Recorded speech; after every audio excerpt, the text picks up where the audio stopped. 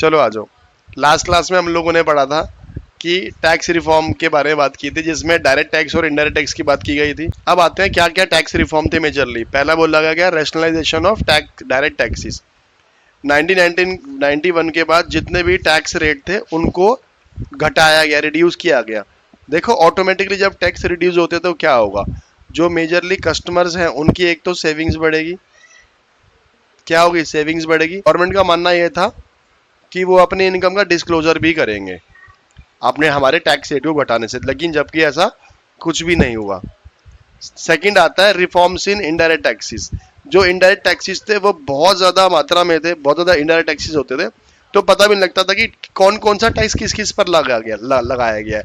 तो उसमें रिफॉर्म ला करके एक कॉमन नेशनल मार्केट बनाया गया गुड्स एंड कमोडिटीज के लिए, जिसको बोला गया कि common national market for goods and commodities. एक टैक्स बनाया गया और टैक्स को सिंप्लीफाई किया गया, बेसिकली सिंपल किया गया और टैक्स को कम किया गया। एक टैक्स तो बहुत बाद में बना, जीएसटी की हम लोग बात करें। फिर आता है टैक्स को सिंप्लीफाई करने की कोशिश की गई ताकि जो टैक्स पेयर है उसको टैक्स पे करने का प्रोसीजर मालूम हो सके उसके नजर में। तो ये एक इंपॉर्टेंट पॉइंट था। जीएसटी की बात करें, जीएसटी 29 मार्च 2017 को पार्लियामेंट में पास हुआ था। लागू करने की बात करें तो 1 जुलाई 2017 को ये लागू हुआ था। यहां तक क्लियर है। फिर आता है foreign exchange reform. Foreign exchange reform में क्यों करने की जरूरत थी? क्योंकि हमारे देश के पास में फॉरेन एक्सचेंज की बहुत ज्यादा कमी हो गई थी, रिजर्व पूरी तरह से खत्म हो चुके थे। तो जो हमारे मनमोहन सिंह जी ने दिमाग लगाया, क्यों ना अपने रुपए को सस्ता कर दें डॉलर के अगेंस्ट। उन्होंने क्या करा, अपने रुपए को सस्ता कर दिया डॉलर के अगेंस्ट। अगर रुपया सस्ता हो जाएगा हमारे देश का, तो हमारे देश की चीजें भी क्या हो जाएंगी? सस्ती। ऑटोमेटिकली उससे क्या होने वाला है? एक्सपोर्ट्स बढ़ जाएगा। एक्सपोर्ट्स बढ़ जाएगा तो हमारा जो इनफ्लो फॉरेन एक्सचेंज है वो भी क्या हो जाएगा? बढ़ जाएगा। जो कि किससे पॉसिबल हो पाया? डिवैल्यूएशन ऑफ रुपीज से, है ना। डिवैल्यूएशन रुपीज कैसे किया गया? पहले गवर्नमेंट तय करती थी, जिसको हम लोग फिक्स्ड एक्सचेंज रेट सिस्टम के अगेंस्ट में हम लोग बात करें तो।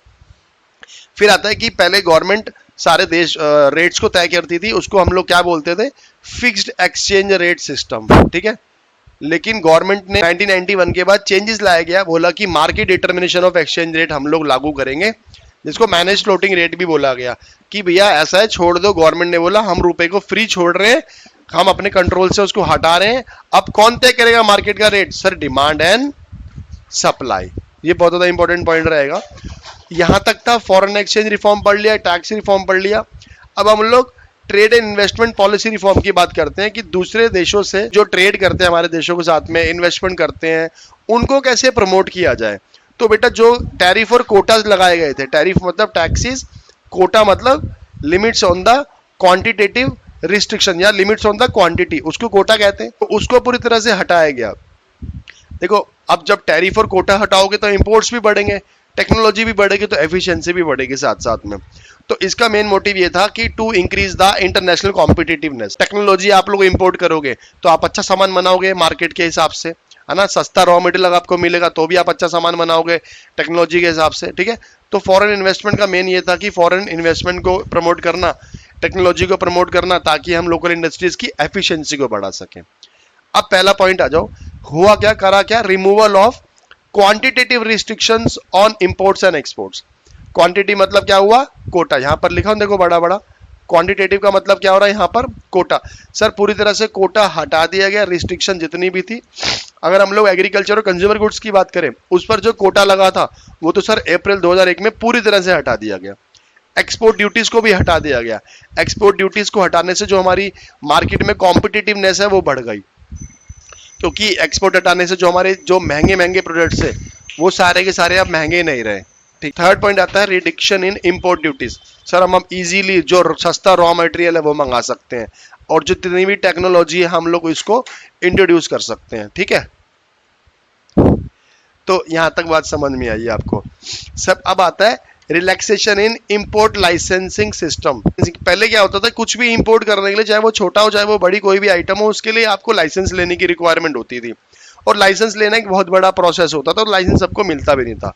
तो गवर्नमेंट ने बोला भैया जो मर्जी कुछ मंगाओ, आपको लाइसेंस की रिक्वायरमेंट नहीं है, बस जो आपका सामान है वो हजार्डस नहीं होना चाहिए। आपको किसी भी तरह के केमिकल्स जैसे हैवी एक्सप्लोजिव है वो आप नहीं मंगा सकते बिना लाइसेंस के।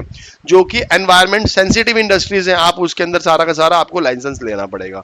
अदरवाइज बाकी जो भी आपको मटेरियल है बेटर प्राइस पर आप ले सकते हैं, जिससे आपकी एफिशिएंसी बढ़ेगी और जिससे आपकी कॉम्पिटिटिवनेस और बढ़ जाएगी।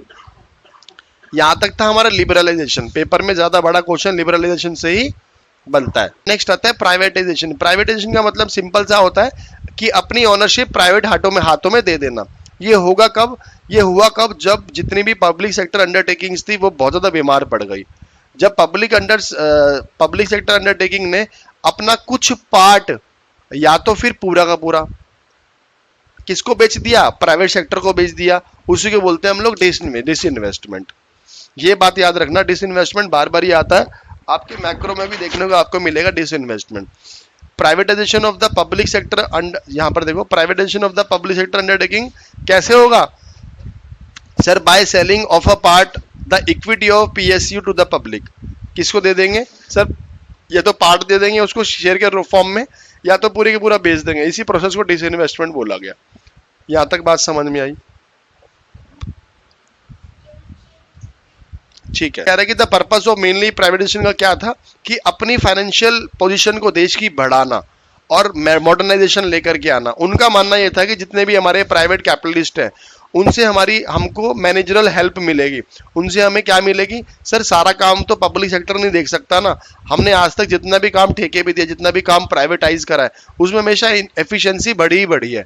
तो इसलिए ये काम प्राइवेटाइजेशन का किया गया। नीचे आता है महारत्न, नवरत्न और मिनी रत्न। इसको हम यहीं पर छोड़ते हैं। इसके लिए पूरा वीडियो एक छोटा सा अलग से बनेगा। कुछ अपडेशन है इसके अंदर, वो विच इज नॉट देयर। ठीक है, बस एक मिनट रुक जाओ। अब आ जाओ ग्लोबलाइजेशन। हम लोग नेक्स्ट टॉपिक पर चलते हैं, ग्लोबलाइजेशन। इसका मतलब क्या होता है कि अपनी इकोनॉमी को दूसरी इकोनॉमी के साथ जोड़ना। वो हम कैसे करेंगे? जब हम दूसरे देशों के साथ क्या करने वाले हैं? ट्रेड। क्या करेंगे? ट्रेड। और जब हमारी इन्वेस्टमेंट्स हमारे देश के अंदर आएंगी, या तो हम उस देश के अंदर इन्वेस्टमेंट करने वाले हैं, तो भी क्या होगा? ग्लोबलाइजेशन हमारा कहलाएगा। जिसको हम लोग कैपिटल मूवमेंट की बात कर रहे हैं। और वो होगा कैसे? सर, 1991 के बाद में सारे के सारे दरबार खोल दिए गए इंडिया के द्वारा, क्योंकि बहुत बुरी कंडीशंस में आ गए थे हम लोग। अब क्या क्या चेंजेस हुए ग्लोबलाइजेशन के, हम पढ़ लेते हैं कि जितने भी बाहर की इन्वेस्टमेंट हमारे देश के अंदर करना चाहते थे कंपनीज, उनको 51% की छूट दे दी गई फॉरेन इक्विटी को। और जो देखो, रिस्पेक्ट टू फॉरेन टेक्नोलॉजी की हम लोग एग्रीमेंट की बात करें तो हमें उनको ऑटोमेटिक परमिशन मिल गई। Is provided in high priority industries up to a sum of ₹1 crore, so no permission required for hiring foreign technicians.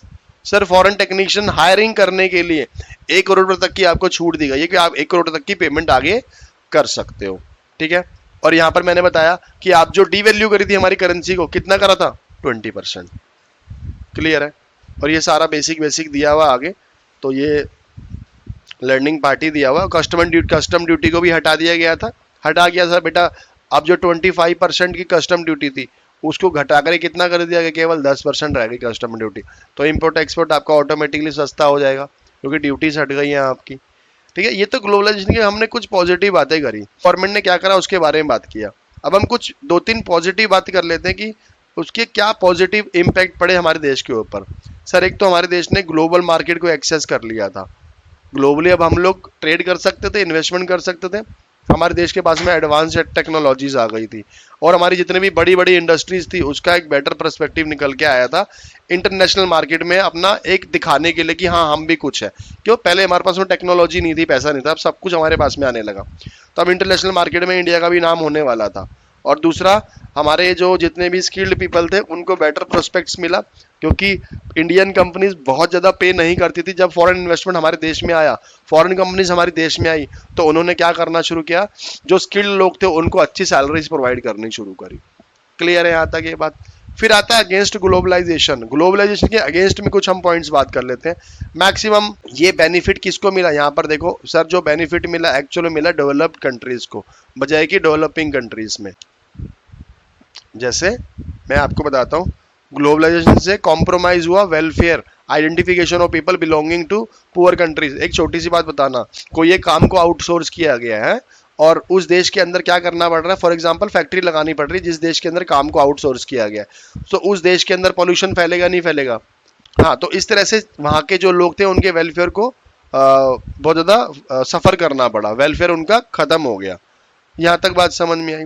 तो इसी तरह से और ग्लोबलाइजेशन से ज़्यादातर जो बेनिफिट मिला एमएनसीज कंपनी को मिला। मैंने को पहले बताया एमएनसीज कंपनी को ही बेनिफिट मिला। एमएनसीज कंपनी ने अपने वहां पर पैर पसारे जहां पर उनको सस्ता लैंड, लेबर, कैपिटल और एंटरप्रेन्योर मिला।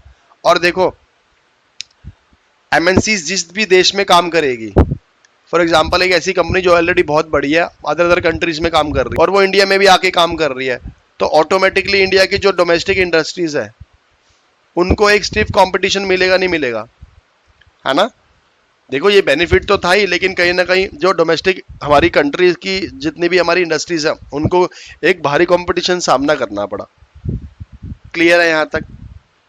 क्लियर है बेटा? अब हम थोड़ा सा पढ़ लेते हैं आउटसोर्सिंग के बारे में। ये सारा का सारा मैंने लिखा था आउटसोर्सिंग के बारे में।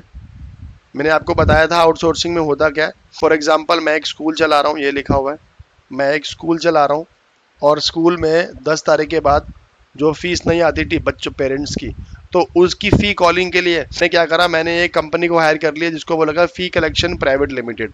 क्योंकि स्कूल के पास में और भी बहुत ज़्यादा इंपॉर्टेंट काम होते हैं, टीचर्स के बाद बहुत ज़्यादा इंपॉर्टेंट काम होते हैं, तो स्कूल ने ये डिसाइड करा कि हम ये वाला काम किससे कराएंगे, एक बाहर की कंपनी से कराएंगे जिसका नाम है फ़ी कलेक्शन प्राइवेट लिमिटेड। और ये कंपनी कहाँ पर है सर? ये कंपनी है जिम्बाब्वे में। कहाँ पर है?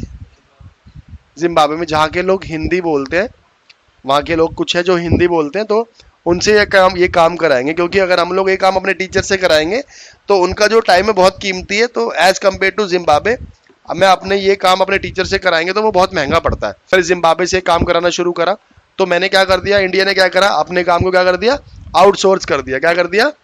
आउटसोर्स। अपने देश में भी हो सकता है और अपने देश के बाहर भी हो सकता है, जरूरी नहीं कि अपने देश के अंदर ही होगा, लेकिन ज़्यादातर जो आउटसोर्स है दूसरे देशों में कराया जाता है, क्योंकि वहाँ का लैंड, लेबर, कैपिटल और एंटरप्रेन्योर सस्ता होता है। वहाँ के जो हमें चीप पड़ेगा, स्किल्ड पड़ेगा, तभी तो मैं कराऊंगा वहाँ से।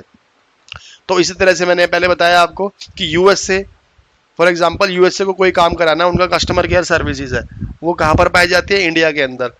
कारण यह है कि पूरे साल के अंदर इंडिया का वो काम, इंडिया जो काम है $2 मिलियन में करके दे रहा है, और अगर यूएस से अपने लोगों से वो काम कराता है यूएस से ही, तो वो $5 मिलियन में पड़ेगा। तो सस्ता कौन सा पड़ा? $2 मिलियन वाला। तो इसलिए यूएस से काम किससे कराएगा? इंडिया से। और मैंने बताया था कारण क्या होता है सर, एक तो इंडिया के अंदर चीप लेबर मिल जाती है, स्किल्ड मिल जाती है, और गवर्नमेंट के कई सारे ऐसे लॉज होते हैं, कई सारे कंसेशंस होते हैं आउटसोर्सिंग को प्रमोट करते हैं। लेकिन इसके कुछ बेनिफिट्स मिलते हैं डेवलपिंग कंट्री जैसे इंडिया। सबसे पहला क्या होता है? एम्प्लॉयमेंट जनरेशन होता है। दूसरा क्या होता है? हमारे फॉरेन एक्सचेंज जो है वो उसकी इम्प्रूव, वो बढ़ते हैं हमारे देश के अंदर, फॉरेन एक्सचेंज की जो क्वांटिटी होते हैं, रिजर्व्स होते हैं, वो बढ़ने शुरू होते हैं। लेकिन अगर मैं यूएसए की बात करूं तो ये यूएसए कंट्री जो डेवलप कंट्रीज है वो डिस्करेज होती है कि हम दूसरे ऐसे डेवलपिंग कंट्रीज में ना करें। कारण क्या होता है कि इनके पास जो फॉरेन एक्सचेंज होता है उसका जो होता है रिजर्व, उनके पास में क्या होता है? घटने लगता है। तो दूसरा क्या होता है, उस देशों के अंदर एम्प्लॉयमेंट भी घटने लगती है, क्योंकि एम्प्लॉयमेंट तो कहाँ बढ़ रही है? इंडिया के अंदर। इंडिया कौन सी है? Developing country. तो यहाँ तक आपको समझ में आई बात? तो यहाँ पर लिखा ही पड़ा है कि developed countries opposed outsourcing to India. Why? मैंने आपको बता दिया, डिस्पैरिटीज हो गई, एम्प्लॉयमेंट जनरेशन हो गया, जॉब सिक्योरिटी बढ़ जाती है, इनसिक्योरिटी बढ़ जाती है डेवलप्ड कंट्रीज के अंदर। तो यहाँ तक जितना मैंने आपको बताया सारा का सारा क्लियर हुआ? इसका जिस्ट की ये क्या बताना चाह रहा है?